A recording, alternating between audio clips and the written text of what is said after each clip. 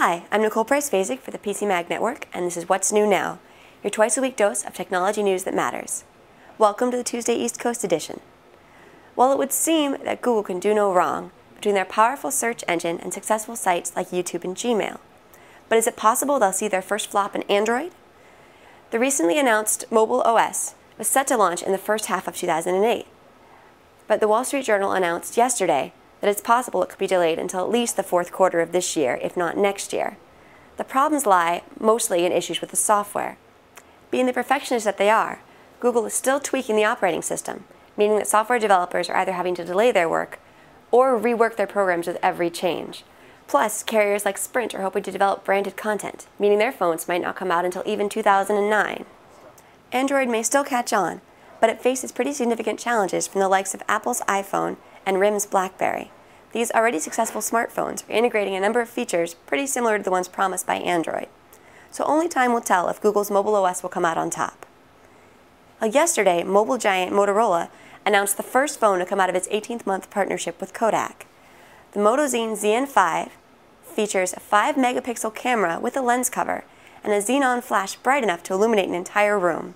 Now, 5 megapixels might sound like a lot, but it's actually not all that uncommon for camera phones. We've already seen it on phones from the likes of Nokia, LG, Samsung, and Sony Ericsson. So to distinguish themselves, Motorola is focusing on things like optics, speed, and image processing. The ZN5 features capabilities you don't usually see on camera phones, things like a panorama mode, advanced built-in image correction via Kodak's PerfectX software, a dedicated playback button, and one-touch web upload. Sounds pretty cool, huh? Well, if you're a US consumer, too bad for you.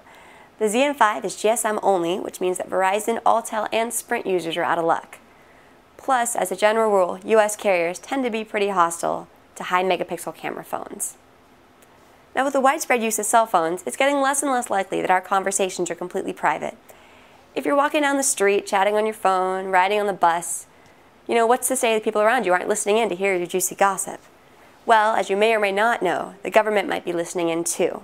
In accordance with the Foreign Intelligence Service Act, a number of telecommunications carriers have cooperated with the government's wiretapping program, even without a warrant. Now, there have been a number of lawsuits in response to this. And this past Friday, the House of Representatives approved a bill to provide immunity for these companies. All they have to do is show that they did the wiretapping at the direction of the White House and thought it was perfectly legal. Now, the only provision to protect us poor innocent consumers is that the bill calls for increased oversight by intelligence inspectors. It looks likely that it will pass the Senate, so we probably won't see an end to the Foreign Intelligence Surveillance Act anytime soon. The FCC said recently, the internet is not for porn. The Commission announced it's planning to auction off unused portions of wireless airwaves to buyers willing to offer free internet access and filter out obscene content. Now, these buyers would also have to promise they could provide coverage for at least half of the U.S. in the next 4 years, and at least 95% by the close of the next decade. Now, this is free internet they're selling off here, folks. Sounds to me like they're getting something for nothing. If you believe strongly in your First Amendment right to view whatever you darn well choose, go ahead and visit the FCC's site. The agency is offering up their plan for public comment. Think you can guess how many computers there are in the world? Here's a hint. It's about 1/6 the global population. That's right. We learned yesterday that there are 1 billion computers in use worldwide, and this number is expected to double by 2014.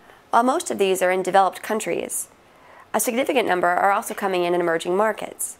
This is likely because of the incredible expansion of broadband and wireless connectivity, fallen prices for PCs, and a general realization that having a computer is really an indispensable tool for getting ahead.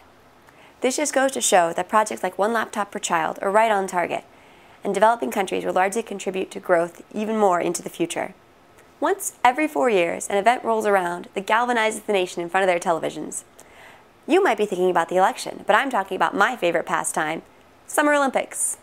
NBC plans to offer American viewers unprecedented access to this year's games through Olympics on the Go, a service announced yesterday for Vista. To use it, just go to NBC's website and select which sports you're interested in viewing, and these programs will automatically download to your computer. This is particularly handy because Beijing is 12 hours ahead, meaning most of the games will take place while we're sleeping. But you can just pull them to your computer, and you've got them ready for your commute the next morning.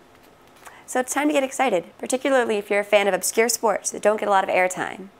Just imagine, all ping pong, all the time. This week marks a pretty monumental transition from Microsoft. It's Bill Gates' last as Chief Software Architect.